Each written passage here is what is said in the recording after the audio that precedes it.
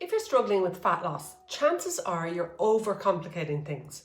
Before worrying about supplements, fasting windows, or the latest biohacking tricks, you'll need to master the 3 fundamental pillars of fat loss: diet, sleep, and exercise. Honestly, today, too many people are really just skipping the absolute basics and they jump straight into advanced techniques only to see no results. Today, I'm breaking down why these basics are free, how they impact your fat loss, and how small changes to your daily routine can make the biggest difference. Then and only then should you start considering the extra nuances. So let's get started.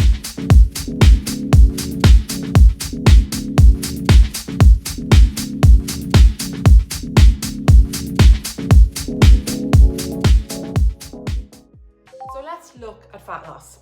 Fat loss really isn't magic. It happens when you consume fewer calories than you burn. Quite easy as that. But the key word here is sustainable, because starving yourself really isn't the answer. Eating too little actually slows your metabolism. It'll start to break down your muscle mass and it makes fat loss much harder in the long run. I promise you that. I'm talking from experience. There's a much better approach, and it's to eat in a moderate caloric deficit while prioritizing the right macronutrients. Protein needs to be a non-negotiable for fat loss. I've said this over and over in my videos, but most people don't eat enough protein, and this is a huge mistake when trying to lose fat. There are so many benefits of protein for fat loss. It helps maintain muscle mass while losing fat, and it reduces hunger by increasing satiety hormones, the GLP-1 and the PYY. It has the highest thermic effect of all macronutrients, so your body burns more calories digesting protein than anything else. I need you to really understand that. The more protein you eat, the more calories you're going to burn. So it's going to burn more in digesting that protein. That's really important to remember. But how much protein do you actually need? Because this can be really confusing. So if you aim for about 1 gram per pound of body weight. So if you're 130 pounds, for example, you'd be looking at 130 grams of protein a day. The best protein sources are things like lean meat, so chicken and turkey or beef, and then fish like salmon and cod, eggs of course and egg whites, Greek yogurt, lentils and beans. Really important too are carbs and fats, and do not eliminate carbs from your diet. But you do need to choose wisely when you're choosing carbs. Focus on slow digesting, high fiber carbs like sweet potatoes or oats, quinoa, legumes, and avoid processed carbs and sugars. When it comes to fats, they need to be healthy fats. Fat doesn't make you fat, but eating too much of the wrong fats will. The best sources to look at are things like avocado, nuts, extra virgin olive oil. Another thing to really pay attention to is hydration and blood sugar control. Most hunger is actually dehydration. Starting your day with 500 ml of water before eating anything is really important. We need to look at things like blood sugar. Spikes in your blood sugar will actually lead to an insulin resistance, and that means more fat storage. This is really, really important. So we have to do everything in our power to keep that blood sugar low. Avoid drinking calories like juice and soda. These are the easiest way to cut calories out of your diet that are not good for you.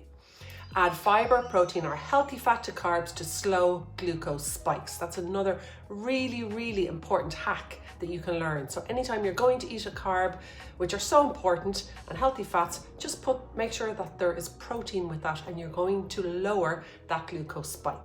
So this is one of the most important topics that I think needs to be talked about more and more, and it is the importance of sleep. Sleep really does affect your fat loss goals.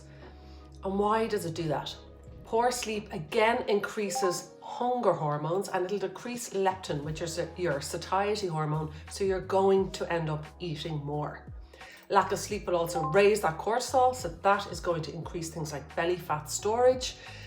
Aim for 7 to 9 hours of deep quality sleep. This is really, really important. Really try and reduce your blue light exposure for at least an hour before bed.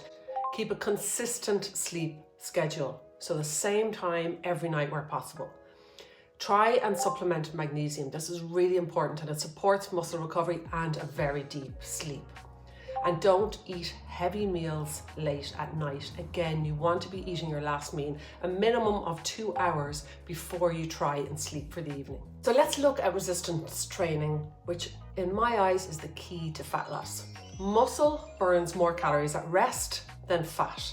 It prevents muscle loss while losing weight, and it increases your metabolism and improves insulin sensitivity. It is the absolute best workout plan for fat loss, and I can promise you that, again, from experience over the last few months. I have incorporated 3 to 5 strength training sessions per week. I focus on compound movements like squats, deadlifts, push-ups, rows, and I've switched my cardio to a sit form of training, which is in my previous video, where it is short bursts of 30-second all-out intensity, and then it's followed by about a 2-minute rest, so your body is fully rested before you go again for your 30 seconds. And you do this about 6 to 8 times, and it will not spike your cortisol in the same way that full cardio or HIIT will do. So it's a really important one to incorporate if you're a woman suffering with perimenopause. So in conclusion, fat loss isn't about magic supplements or extreme dieting. There are so many nuances out there, but it's just about mastering the basics first. You can look at everything else afterwards, but if you prioritize your diet, your sleep, and your exercise, and they're all dialed in, then we can talk about the extra nuances, and I will have videos about that coming up. But I think it's really, really important to first nail those 3. There's so much out there that is so overwhelming. There are like cold plunges, saunas, all of the things, and a lot of these things I have incorporated myself, but not until I was able to nail down these 3 basics. And believe me, I went around and around and around in circles for 10 years and ended up with a lot more fat on my body than achieving any of the goals that I'd set out to achieve. So I am really, truly speaking from experience.